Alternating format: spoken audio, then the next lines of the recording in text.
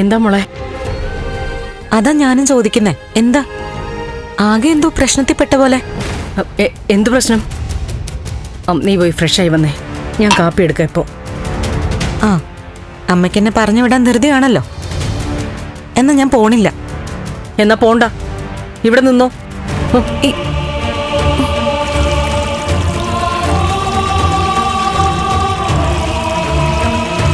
എന്താ അമ്മേ, എന്തിനാ എന്നോട് ദേഷ്യം കാണിക്കുന്നേ?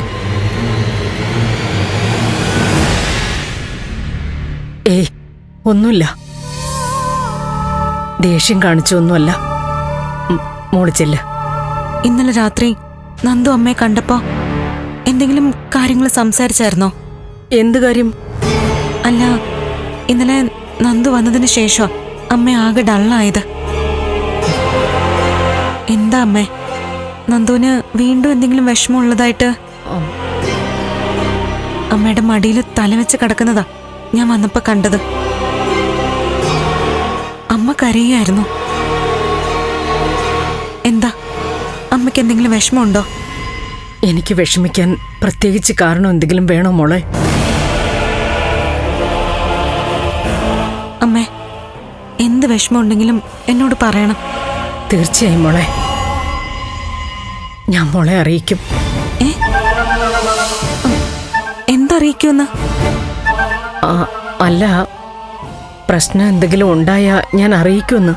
ഓ, അങ്ങനെ. അപ്പോ ഇപ്പൊ പ്രശ്നങ്ങളൊന്നും ഇല്ല അല്ലേ? ഇല്ല. എന്തു പ്രശ്നം? എന്തോ ഏറ്റവും അടുത്ത് നിൽക്കുന്നവര് മുഖം മാറ്റുമ്പോഴും പെരുമാറ്റത്തിലെ പൊരുത്തക്കേടുകളും പെട്ടെന്ന് മനസ്സിലാക്കാൻ പറ്റും എനിക്ക്. ചിലപ്പോ തോന്നലാവാം.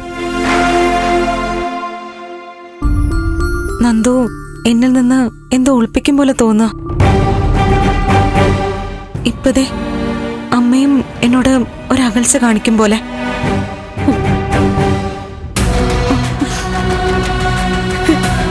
എന്താ ഈ പറയുന്നേ?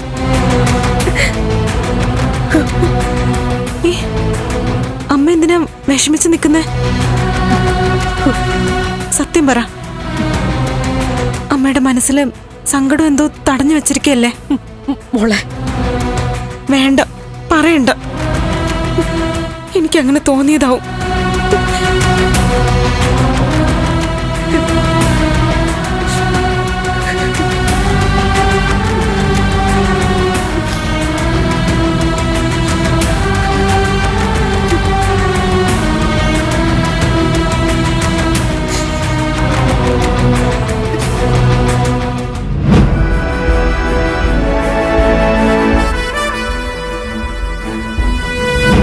അതെ, പറഞ്ഞ സ്ഥലത്ത് തന്നെ എത്തിയിട്ടുണ്ട്.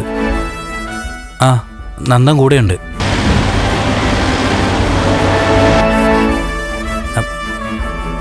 ആ, ശരി.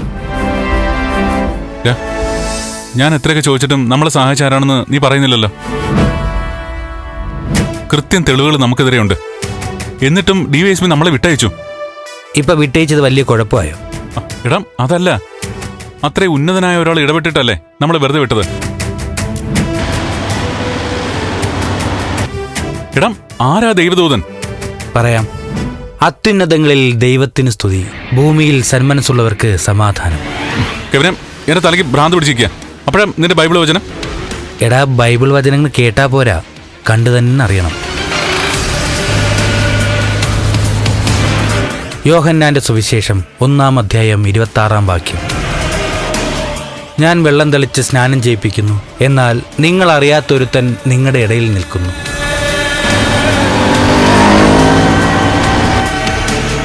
അവന്റെ വരവിനായി കാത്തിരിക്കാം. എടാ, ആരുടെ കാര്യം നീ പറയുന്നേ? എടാ, വന്നോണ്ടിരിക്കുകയാണ്.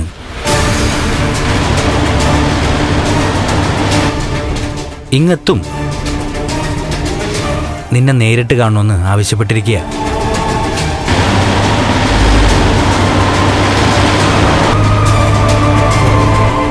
അവന്റെ വരവിനായി കാത്തിരിക്കാം.